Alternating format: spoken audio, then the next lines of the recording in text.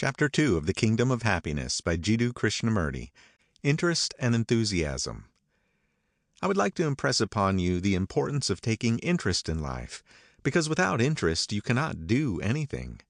You must be intensely interested. I am interested in all things because all life around me gives me understanding.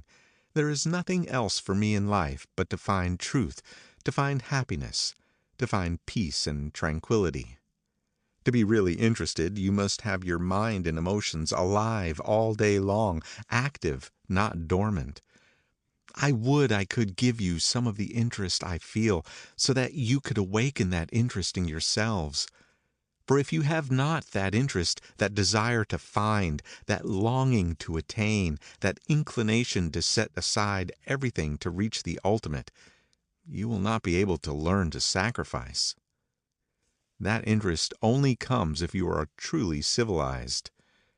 To the savage who is entering the first stage of life, to whom everything is new, who is accumulating karma, who is learning to suffer, who is beginning to create, to that savage there is only one narrow interest in life. He wants to acquire, to experience, to taste everything physical. Whereas the civilized and cultured person, through the evolution of many lives and through his past karma, has stored up knowledge, experience, intuition, and power of discrimination. He is all the time discarding the things that are not important, and to him this is the only way to awaken interest in the desire to find truth. Now to you and me, that interest must be in its essence as thrilling and vital as it is to the barbarian who is just beginning to taste the pleasures and sensations of life.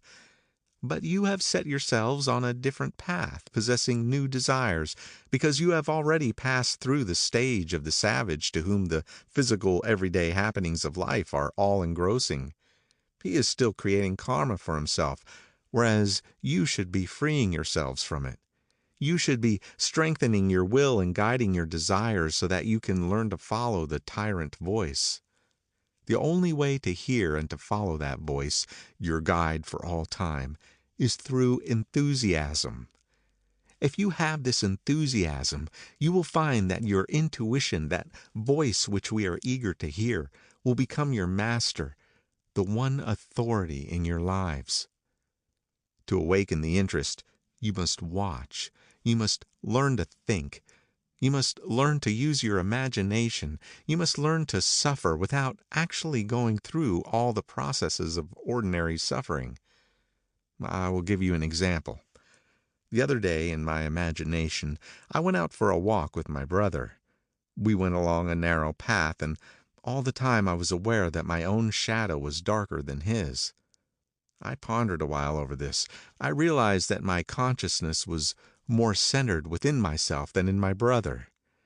It was like looking through two glasses, one darker than the other, and the darker one was myself.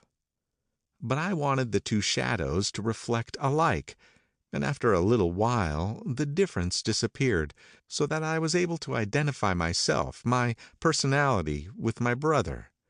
And then I lay down in the garden, in imagination, and was looking at a blade of grass. You know how grass, when it first springs up, grows absolutely tight in a sheath, and a little while after it divides into 2 or 3 blades. I felt myself to be that grass which had not yet divided into separate blades. Then I could feel the grass pushing through from under the earth, the sap rising in it, and the blades separating, and I was myself, each blade. When I came back, I said to myself, I do not want anything more in my life than to have the capacity to lose the sense of separate self. Because then I am able to forget the I and identify myself with the rest of the world, with every kingdom, vegetable, animal, and human. I am then nearer the truth, nearer that perfection. It is the separate self. It is this narrowing down of the self, this division which self creates, that stands in the way. To have imagination and interest, as I have said, you must keep your mind on the alert. You must watch each other, learn from each other. You must grope till your interest is awakened, till your enthusiasm is clear and defined and not weak and vague, till the flame of genius burns within you. To me, the genius is the person who sees his goal, whose enthusiasm is ever alive, who walks steadily towards that goal, who struggles all the time to keep the vision undimmed, who is never submerged by the petty things of life, by family and worldly troubles, but who is all the time pushing them aside and trying to keep that vision ever before him clear and pure. Whereas the ordinary man, the bourgeois, is smothered by the world. He does not see the vision, but succumbs to his environment, and so loses the power over life. In striving to attain the goal, you ought to forget the turmoils of the world. You ought to acquire that interest which drives you ever onwards, gives you vitality, mental and moral. If you are going to create, if you are going to help the world, not just a few, but the whole world, you must get that vision, fill yourself with that vision. And when you have filled yourself with it, when you are part of it, when it is your own, when you know the truth for yourself, then you can bring others to it. That is what you have to do, and that is the desire that must be awakened within you. Not that you may become gods in your own circles, but that you may give others this vision that alone matters in life. The teacher is for all. He is the world lover, and he will never be satisfied in giving his knowledge and love to a few. He comes for everyone. He longs to awaken the beauty and happiness of life in all, and the more there are of us who understand that attitude, who have something to give, who have struggled, who have lit the candle of genius in ourselves, the better shall we be able to understand, to follow, and to serve. I was speaking about the Buddha and his disciples, and, as I told you, those disciples could not have been ordinary people. They were the exceptions, like the tremendous pine trees in the forest, giving out real love for those who wanted shelter at great heights. Because they understood the great master, because they breathed the same perfumed air and lived in his world, they were able to give to the world part of that eternal beauty. That is what we have to be, pines on the mountain tops, not the ordinary bushes of the plains, because there are thousands of them, but yet we must be bushes as well. For you can only be a great pine if you know what it is to be a small creeper or a weed in the garden. This is what I mean when I say we must take interest in life. We must live every moment of the day. I was reading the Bible yesterday and came to a phrase, "My son, if thou comest to serve God, prepare thy soul for temptation." Your soul, your body, everything must be alive for temptation of the right kind, so that it gives you delight to serve and to give. That is why you must be cultured. I cannot possibly imagine a real giant being uncultured, uncouth. I do not speak of a giant in body, but of a giant in emotions and in mind. You can only hear that voice, its clear tones, its commanding authority, if you have this culture, this interest, this enthusiasm. That is the reason why I always like to urge, though we must pay attention to the physical aspects of life, to beauty, to tidiness, and to well-being, that it is far more important than all these to have emotional and mental culture. You may dress your body as beautifully as you like, but as long as your mind and your emotions are uncivilized, you will not be able to hear that voice.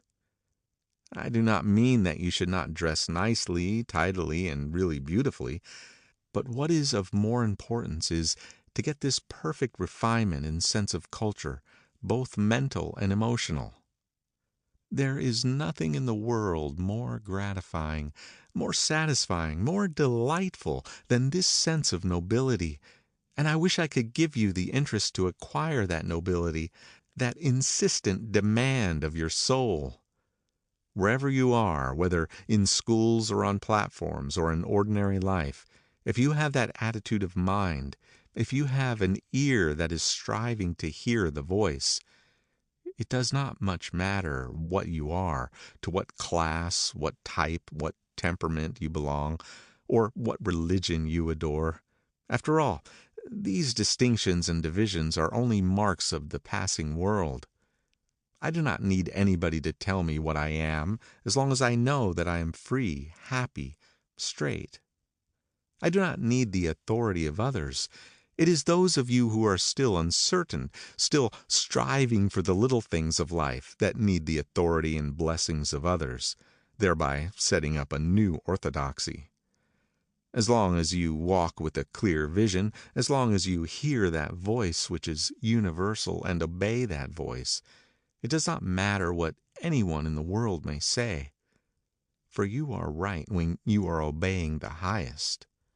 More and more, I want to awaken this desire in you to see for yourself those things that are hidden from your eyes, so that once you have seen, once you have felt, you can go outside and tear the veils from the eyes of others.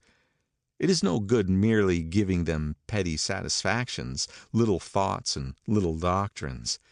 Each one of you has to become such a messenger, such an example.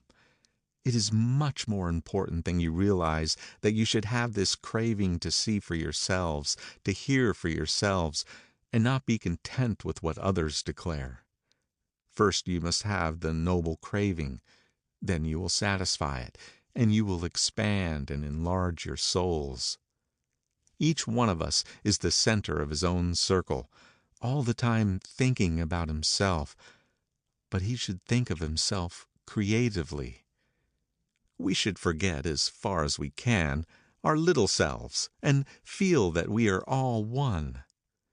Though I may have a brown body and black hair, I must be part of you, and you must be part of me. For that is the only way to live, to lose ourselves in worlds of others, and yet retain our own vision. End of chapter 2.